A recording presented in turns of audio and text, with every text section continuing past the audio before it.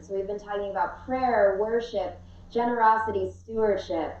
And the central question that we've been asking for this year is, how do we equip ourselves to live godly lives in whatever season we find ourselves in? And so this new sermon series is kind of unique because we're not actually going to be studying a spiritual discipline.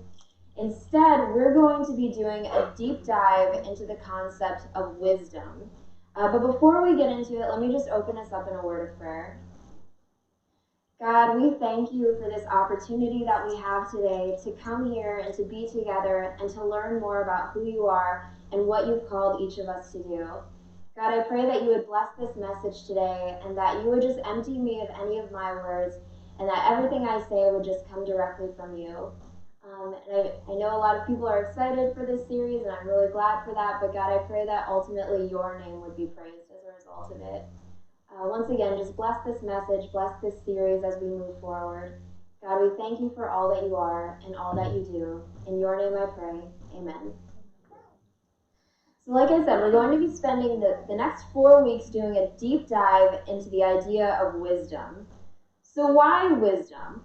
Why in the middle of the year on spiritual disciplines are we stopping to look at wisdom? Well, it all goes back to that central question we've been asking. How do we equip ourselves to live godly lives in whatever season we find ourselves in? And wisdom answers that question. Wisdom is the key to living as men and women of God. Without wisdom, we cannot understand God's will for our lives. And we'll also learn throughout this series that wisdom is part of the very nature and character of God. And finally, we need wisdom in order to navigate this wild and chaotic world. No one needs to be convinced right now that the world we're living in is crazy and chaotic. Like Joe was talking about, from the pandemic to politics to poverty, there are things happening in the world right now that are causing people a lot of anxiety and a lot of fear. So where do we stand as Christians? And it's kind of easy to smile and say, God is in control, everything happens for a reason, don't worry, be happy. But how do we make sense of it all? How do we even begin to respond? Wisdom. Wisdom is going to be the answer. But what is wisdom? How do we get it? What do we do with it? So those are questions that we're going to be exploring as we go through this series over the next few weeks. So where do we start our deep dive into wisdom? Well, there's actually a group of books in the Old Testament that are known as the wisdom literature. And they're called the wisdom literature because they're all about answering the question of, how do I live wisely in God's world? And the wisdom literature includes the books of Proverbs, Ecclesiastes, Song of Songs, and Job. And 3 of those books are connected to the character of King Solomon in the Bible. So Proverbs, Ecclesiastes, and Song of Songs are all connected to Solomon. Job is not, but it goes with the other 3 because they're connected by a set of similar ideas and similar themes.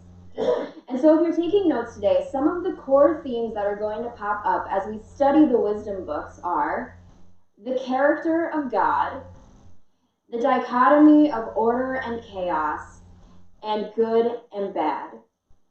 So we're going to be looking at the wisdom literature as we go through this series. But before we do that, for the purpose of today, we're actually going to take a step back and look at the first 3 chapters of Genesis, which is the creation story. All of the wisdom books that I mentioned directly reference Genesis 1 through 3. And all of these central themes here are first found in Genesis. According to the wisdom books, wisdom is central to the creation story in Genesis. And just as an example of that, we're going to look at this passage from the book of Proverbs. And in this passage, this is the personification of wisdom speaking.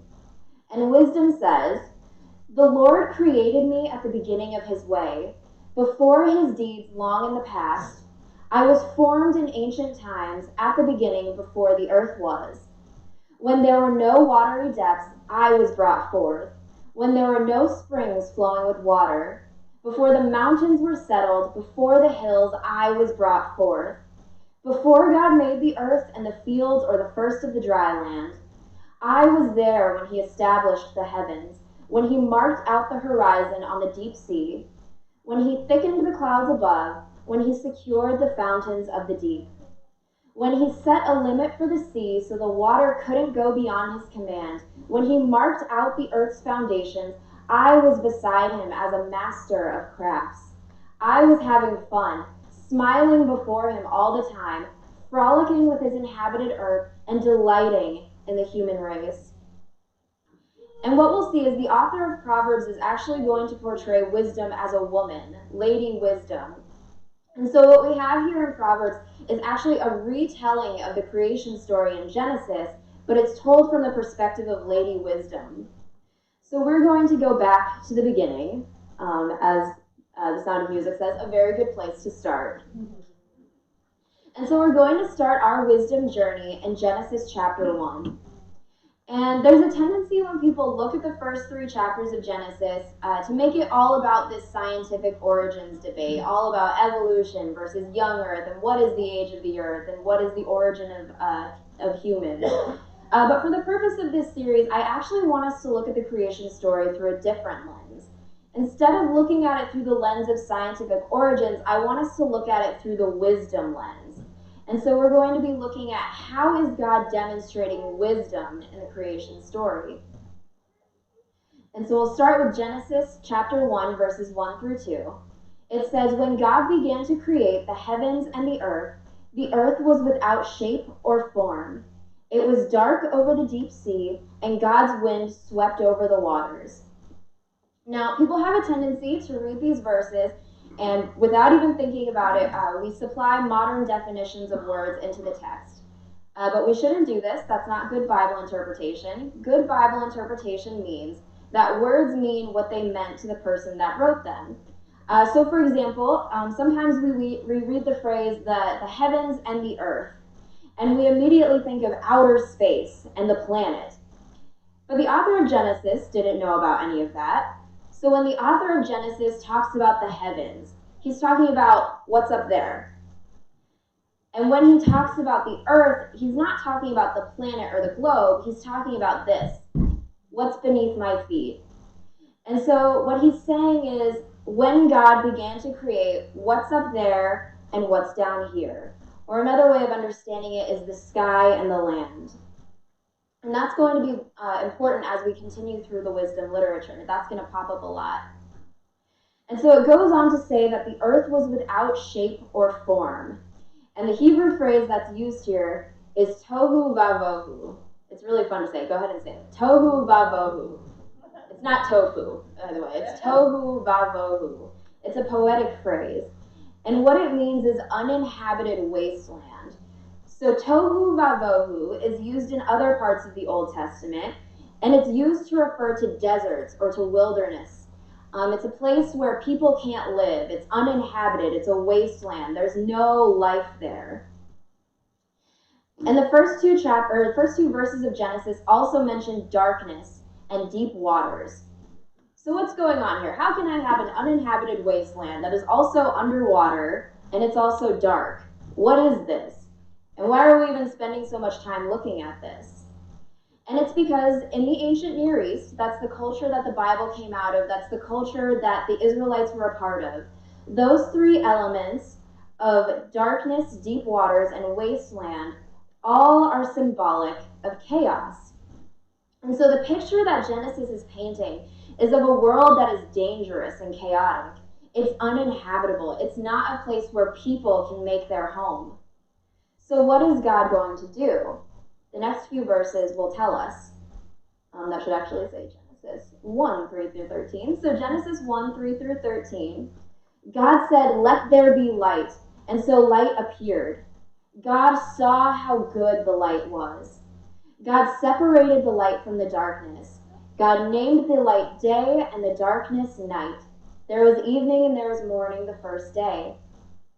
God said, "Let there be a dome in the middle of the waters to separate the waters from each other." God made the dome and separated the waters under the dome from the waters above the dome. And it happened in that way. God named the dome Sky. There was evening and there was morning the second day. God said, "Let the waters under the sky come together into one place so that the dry land can appear." And that's what happened. God named the dry land earth, and he named the gathered waters seas. God saw how good it was. God said, "Let the earth grow plant life, plants yielding seeds, and fruit trees bearing fruit with seeds inside it, each according to its kind throughout the earth." And that's what happened.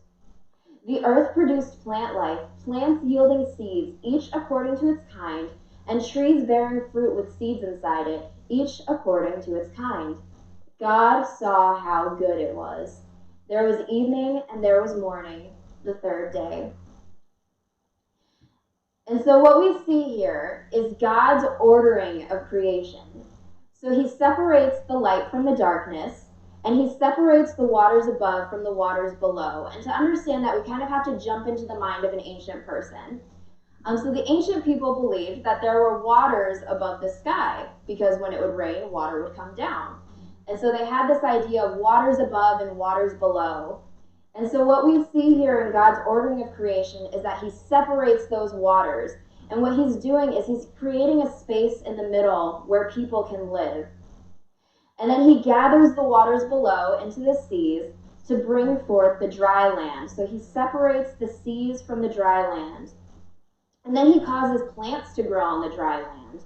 And so what God is doing here is bringing order out of the chaos to create a place where humans can live. And you'll notice God doesn't get rid of the wasteland or the darkness or the waters, but instead he places boundaries on them. He separates the light from the darkness, so he puts a boundary on the darkness. And he separates the waters above from the waters below. And in that passage that we read in Proverbs, it talks about him putting a boundary on the waters so they can't go past his command. And then he causes plants to grow out of the wasteland. And so in the first 3 days of the creation story, God establishes day and night. He separates the waters above from the waters below, and he brings forth the dry land. So there's 3 kind of environments that he's created here: the sky, the sea, and the land. And during the next 3 days of creation, God is going to then fill those environments. And so we'll continue the story. God said, "Let there be lights in the dome of the sky to separate the day from the night. They will mark events, sacred seasons, days, and years. They will be lights in the dome of the sky to shine on the earth." And that's what happened. God made the stars and 2 great lights, the larger light to rule over the day and the smaller light to rule over the night. God put them in the dome of the sky to shine on the earth, to rule over the day and over the night, and to separate the light from the darkness. God saw how good it was. There was evening and there was morning, the 4th day. God said, "Let the waters swarm with living things, and let birds fly up of the earth, up into the dome of the sky." God created the great sea animals and all the tiny living things that swarm in the waters, each according to its kind, and all the winged birds, each according to its kind. God saw how good it was. Then God blessed them. "Be fertile and multiply, and fill the waters in the seas, and let the birds multiply in the earth." There was evening and there was morning, the 5th day. God said, "Let the earth produce every kind of living thing, livestock, crawling things, and wildlife." And that's what happened. God made every kind of wildlife, every kind of livestock, and every kind of creature that crawls on the ground. God saw how good it was. So he assigns the sun, moon, and stars to rule the day and the night. Then he fills the sky and the sea with birds and fish. And then he fills the dry land with animals. So God is ordering the chaos, and as he goes about ordering the chaos, we see that he's also evaluating creation. As I was reading, you may have heard that repetition: God saw how good it was. And the Hebrew word for good that's used here is tov. Tov. And the opposite of tov is ra. So tov is the Hebrew word for good, and ra is the Hebrew word for bad. And so as God goes through ordering the chaos during the creation story, he's evaluating in creation and saying it is tov. And the reason we're focusing on tov and ra is because that is a theme that is going to pop up a lot through the wisdom books. And the reason is tov and ra are central to the idea of wisdom. Wisdom is the ability to discern between good and bad. It's the ability to distinguish between Tov and Ra. And so in the creation story, God demonstrates his wisdom first by bringing order out of the chaos, and secondly by distinguishing between good and bad. And God's final act of creation is to make humans in his image. Then God said, "Let us make humanity in our image, to resemble us, so that they may take charge of the fish of the sea, the birds of the sky, the livestock, all the earth, and all the crawling things on the earth." God created humanity in God's own image.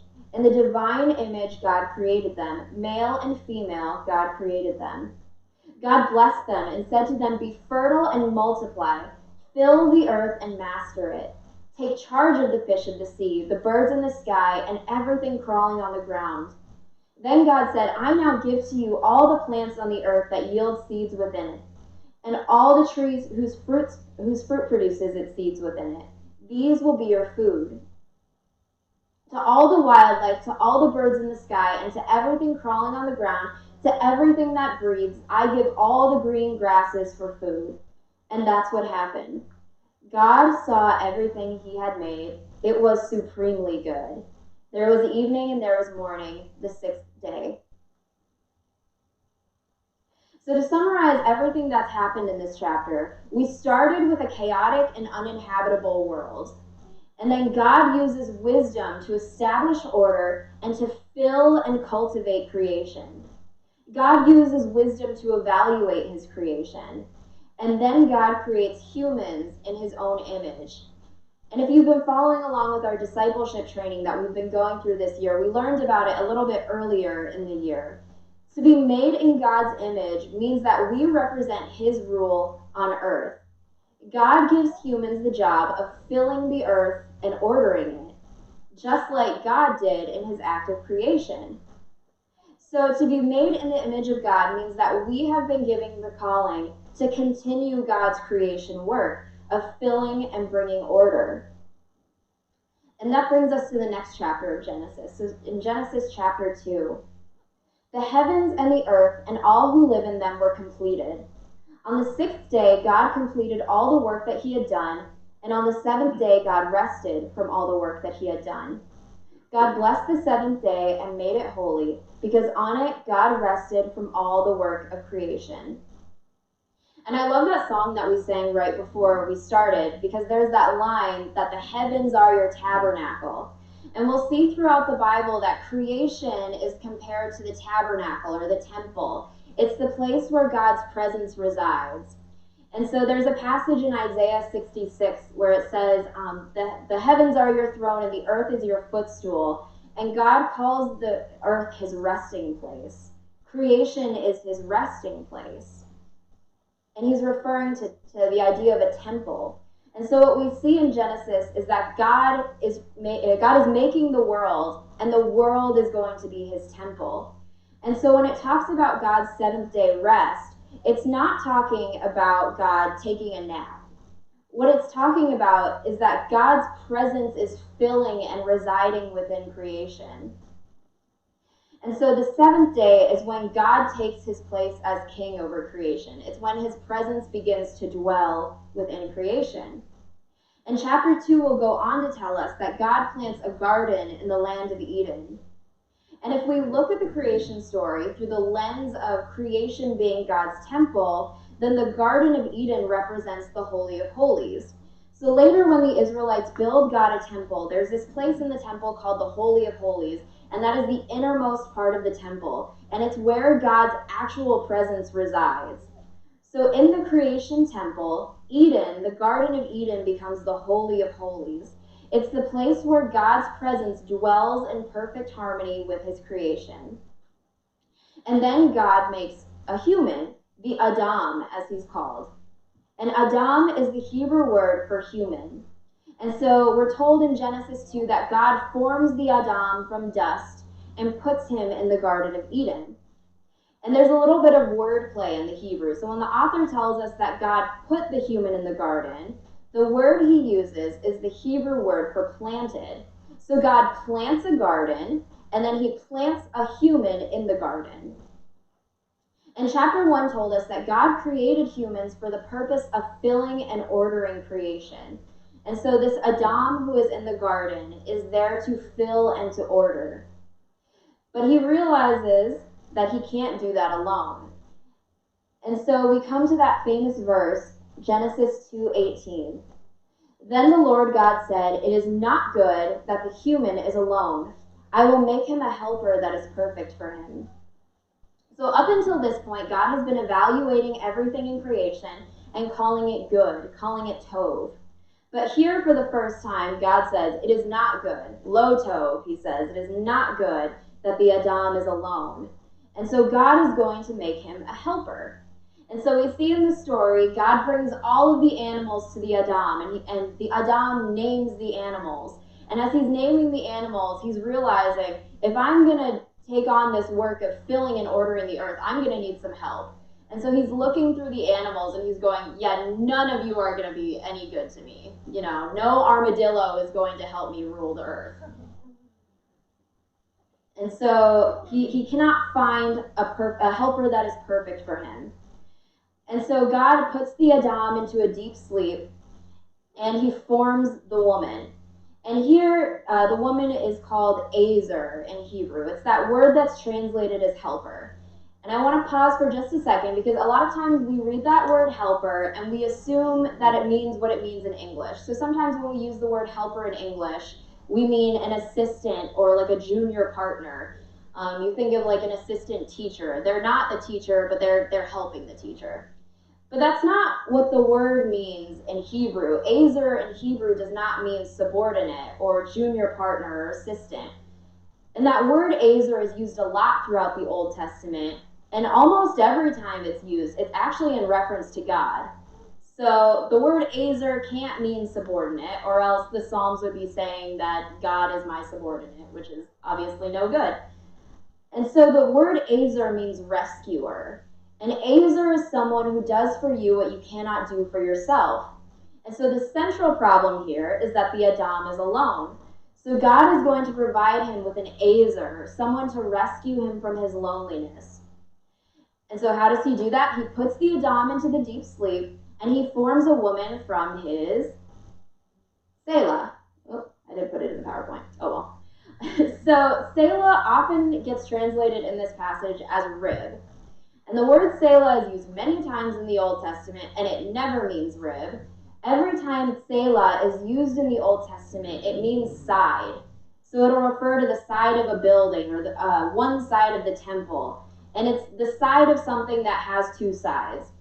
And so I think the picture that Genesis is painting is not that God is taking a tiny piece of the Adam and forming the woman, but that he's actually taking the Adam, cutting him in half, and forming two humans. And if you're really nerdy, you can say he split the atom. So God forms a woman, an Azer, out of the Adam's side. And we're told that the Adam and the Azer were naked but unashamed. They were completely vulnerable with each other, but there was no shame. There was complete trust between them. And so here we have the creation ideal. And the creation ideal is man and woman standing side by side, ruling creation in partnership with God, to continue God's work of filling and ordering. And that's what all of the wisdom books are going to talk about. All of the wisdom books are calling back to that creation ideal. And how do we get to that creation ideal? And if humans, this is God's original design for humans, and if humans are going to continue God's work of filling and ordering creation, they're going to need wisdom. But how will they get it? And so that brings us to the next section. So in Genesis, we're told that God planted a garden in Eden. He filled that garden with many trees and told the humans they could eat of any tree in the garden except one. And it's the tree of the knowledge of good and bad. And here again we have the appearance of that Hebrew phrase tov and ra. It's the tree of the knowledge of tov and ra, and it's in the middle of the Garden of Eden. But there's another tree in the middle of the garden, and that's the tree of life. So we have these two trees that are unique from all the others. We have the tree of the knowledge of good and bad, or tov and ra, and we have the tree of life. And so Genesis 2:16 through 17 says, "The Lord God commanded the human, 'Eat your fill from all of the garden's trees, but don't eat from the tree of the knowledge of good and bad, because on the day you eat from it, you will die.'" So humans are told to eat of any tree in the garden, but if you eat of the tree of the knowledge of Tov and Ra, of good and bad, you will die. And so that's going to bring us into Genesis 3, the last chapter of Genesis that we're going to look at. And here we see the introduction of a new character. So we have God and we have the two humans, and now we have the introduction of a new character, and that's the snake. And the snake later in the Bible will come to be known by other names, Satan, the devil, but here all we know about him is that he's the snake. And we're told that the snake is the most intelligent of all of the creatures, and that word intelligent is arum. And earlier when it says that the Adam and the Azer are naked, it's the Hebrew word arumim. So the humans are arumim, they're naked, and the serpent, the snake, is arum, he's intelligent. And so it says, "The snake was the most intelligent of all the wild animals that the Lord had made. He said to the woman, 'Did God really say that you shouldn't eat from any tree in the garden?' The woman said to the snake, 'We may eat the fruit of the garden's trees, but not the fruit of the tree in the middle of the garden. God said, don't eat from it and don't touch it, or you will die.'" And so what we see here is that the snake presents a challenge to God's character. He says, "Did God really say that you can't eat of any tree? What is God thinking? Does he want you to starve to death?" And what we see is that the woman, she's the Azer, the rescuer. Her first instinct is to defend. So she's going to step in and try and defend God's character. But there's a problem. Notice what she says. She says, "God said, don't eat from it and don't touch it or you will die." But if we go back to God's original command, did he say anything about not touching it? He just said, don't eat of it, because in the day you eat of it, you will die. And so we see that she's trying to defend God's character, but she's actually ended up misquoting God. And that's where the snake finds his opportunity. And that's going to come up later in the wisdom book, specifically in the book of Job. It's people who are trying to defend God's character, but they actually end up putting words in God's mouth and not speaking rightly about him. And so that's a callback to this story with the woman and the snake. And so we'll see what happens next. The snake said to the woman, "You won't die. God knows that on the day you eat from it, you will see clearly, and you will be like God, knowing good and bad." The woman saw that the tree was good, with delicious food, and that the tree would provide wisdom. So she took some of its fruit and ate it, and also gave some to her husband who was with her, and he ate it. Then they both saw clearly and knew that they were naked. So they sewed fig leaves together and made garments for themselves. So before we go any further, there's a couple of misconceptions about this story that people have, and I want to deal with those. And one of those misconceptions is that God commanded humans not to eat of the tree of the knowledge of good and bad because he wanted them to be ignorant. So earlier we talked about how wisdom is the ability to know the difference between good and bad. And in this story, on the surface, it looks like God is denying them that knowledge. So what is God doing? He gave the Azer and the Adam the purpose of filling and ordering creation, but he seems to be denying them the wisdom that they'll need in order to do that. So what's going on here? Because on the one hand, it seems like God wants them to be wise, but on the other hand, it kind of looks like he's denying them wisdom. Well, there's something interesting, because later in the Bible, and we'll look at this more next week, there's the character of King Solomon, and he becomes famous because he asks God for wisdom. And he specifically asks for the knowledge of good and bad. So exactly what the tree is offering. And God actually gives it to him. And he blesses Solomon.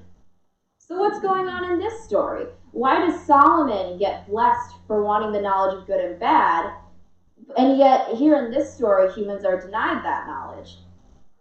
Well, the narrative doesn't explicitly say it, but I think the implication is that if the humans had obeyed God and not eaten of the fruit of the tree of the knowledge of good and bad, he would have given them that wisdom.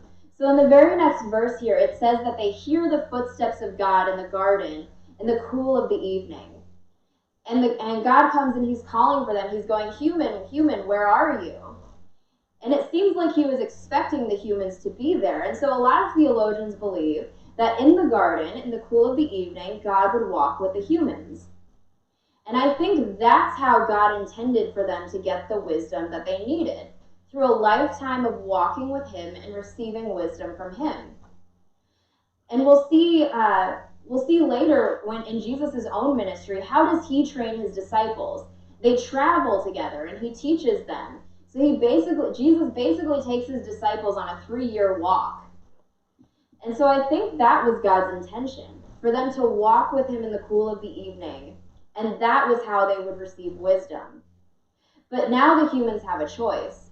They have a choice between that walking with God and receiving wisdom from him, or taking it right away on their own terms from this tree. So when I was in college, I took an intro to psychology class, and they showed us this video, and it was an experiment that they ran with a group of children. And the way that it would work is they would take a child and they'd put them in a room, and they would put a marshmallow in front of them. And they would tell the kid, I'm going to leave, and in 10 minutes I'm going to come back. You have a choice. You can eat that one marshmallow right away, or you can wait 10 minutes for me to come back, and if I come back and you haven't eaten that marshmallow, I'm going to give you 5 marshmallows. And so they put the kids in the room with the marshmallow, and they set a timer. And I don't remember the exact statistic or the exact number, but the majority of the children chose to eat the one marshmallow right away, rather than waiting 10 minutes and getting 5 marshmallows.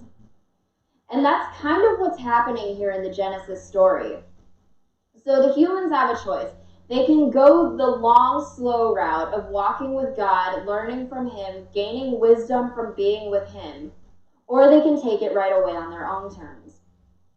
And if we zoom in closer to Genesis 3:6, we see some interesting things. So it says, the woman saw that the tree was good, and it's that Hebrew word tov again, with delicious food, and that the tree would provide wisdom. So she took some of its fruit and ate it. And so we see right away, the woman desires the wisdom of the tree, and already it says she saw that the tree was good. And we remember earlier in the creation story, every time God creates, it says God saw that it was good, and God is defining good. But what we see here is that the humans are now trying to define good for themselves. They're defining good and bad on their own terms. And there's a word pattern that shows up here, and it's going to be repeated throughout the Old Testament. It's that saw that it was good, took. And that word pattern pops up a lot throughout the Bible. If people saw that something was good and they took it. And every time that word pattern shows up in the Bible, it's when people are about to reject God's wisdom and do what is right in their own eyes. And so the result of this choice, of the humans choosing to do what is right in their own eyes, choosing to define good for themselves, is the shattering of the creation ideal. Remember, the creation ideal is man and woman side by side, ruling the earth in partnership with God, and receiving God's wisdom as a gift. And that is shattered by this choice that they make. And the first thing they do after they eat the fruit is cover themselves. Remember, before they were arumim, they were naked, but they were unashamed. They were totally vulnerable with one another. But now the very first thing they do is start hiding from each other. And it's because they've now decided to define good and bad on their own terms. And so they can't trust each other anymore, because how do I know that your version of good is the same as my version of good? How do I know that your idea of bad is the same as my idea of bad? I can't trust you anymore. And so the humans, they started as one. They were one flesh. God split them in half and put them in perfect union with each other. And now they're hiding from each other. They're alienated from one another. And then the next thing they do is hide from God. So like I said, the next verse says that God comes to find them, and they hide from him. And so they are now alienated from one another and alienated from God. And then God confronts them about what they've done. And we see betrayal now. So God confronts the Adam about what he's done. We see the Adam betrays the Azer. God says, why have you done this? And the Adam says, it was that woman you gave me. It was her fault. And he's blaming the woman, and he's also kind of blaming God too, because he goes, it was the woman you gave me. And just the audacity of that. What is the Adam doing? So before he was in perfect harmony with this woman, with the Azer, and he was in perfect harmony with God, and now he's going, it's all your fault, God, because you gave me this woman. And I think it's pretty dark too, because I think what the Adam is doing is I think in his mind, he's like, well, maybe I can convince God that it was all her fault. And maybe God will just kill her, and then I can get another one. And so we see the betrayal now between the two of them, where there was once that perfect unity. And then God turns to the woman and says, what do you have to say for yourself? And she kind of breaks down and admits it. She says, I was tricked by the snake. And so she has to admit that she has totally failed as an Azer.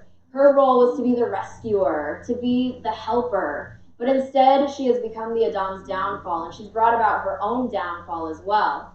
And we'll see that picture of the two Eves come up a lot in the wisdom literature. We have the original Eve, who is the Azer, the rescuer, the defender.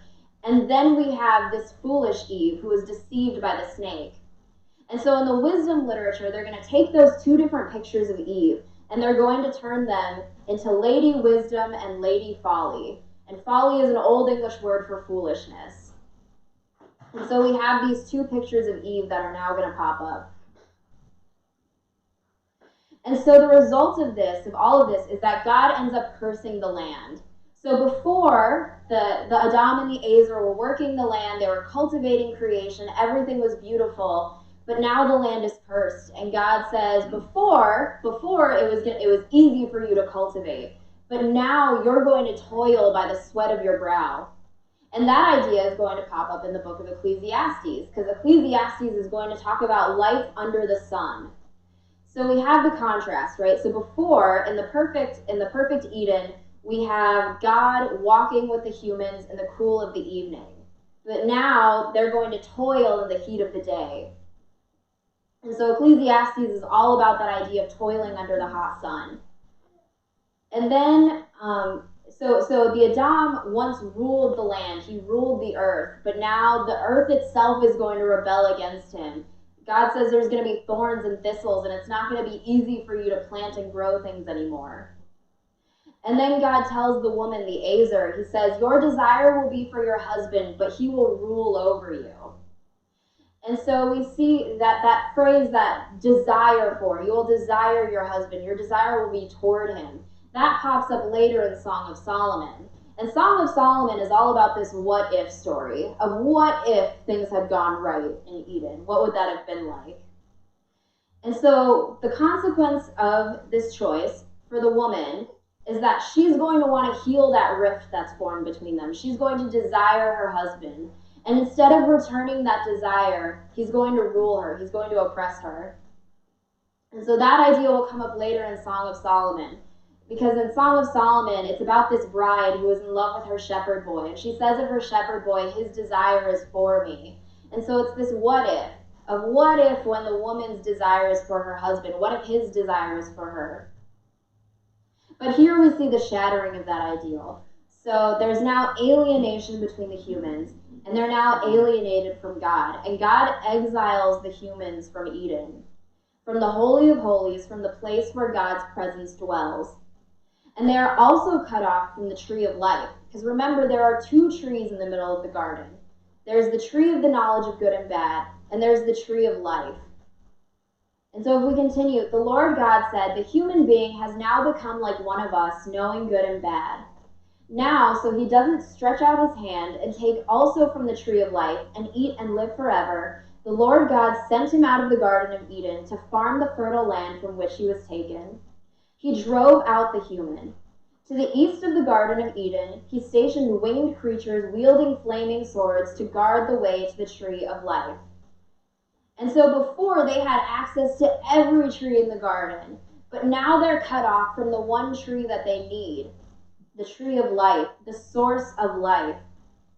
So they are denied access to the source of life, and the partnership that God had established with humanity has unraveled.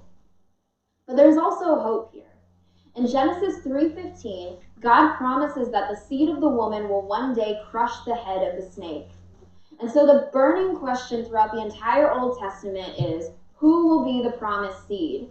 How will the Eden ideal be restored? And how can humans succeed in their quest for wisdom? And so that's the question we're going to leave off on. And next week, we're going to continue our wisdom series by looking at some people in the Bible who come really close to being that promised seed, and who come really close to restoring the Eden ideal, but ultimately fail in their quest for wisdom. So if you're taking notes, here are the 3 takeaways that we can learn about wisdom from the Genesis story. Wisdom is the ability to discern between good and bad. And we see that in the creation story, God is demonstrating his wisdom through his ability to evaluate creation and call it Tov or Ra. Secondly, God is the ultimate source of wisdom. So rather than taking from the tree of the knowledge of good and bad, the humans could have received their knowledge as a gift from God, but instead they chose to do what was right in their own eyes. So that second point is God is the ultimate source of wisdom. And the third point is that if humans are going to rule with God, they will need wisdom. And this is where we're going to get our whole quest for wisdom that we're going to go on in the next 3 weeks as we study the wisdom literature.